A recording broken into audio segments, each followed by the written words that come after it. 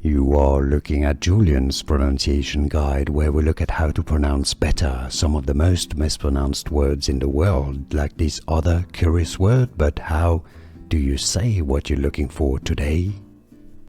Let's learn how to pronounce these two words once and for all correctly. If you want to if you want to learn more pronunciations in English, stay tuned, I've got more videos for you. Those two words are homophones, meaning that they are pronounced exactly the same way as aisle.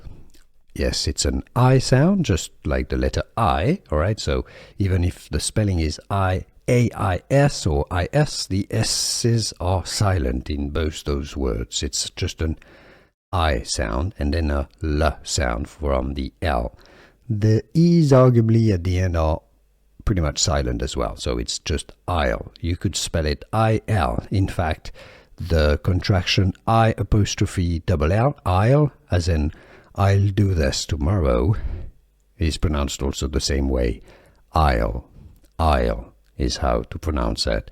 So you've got the top word is an aisle, as in an aisle in a plane, or in a shop, aisle, or an isle, which is an island, isle. And now you know the meaning and you know the pronunciations of those words.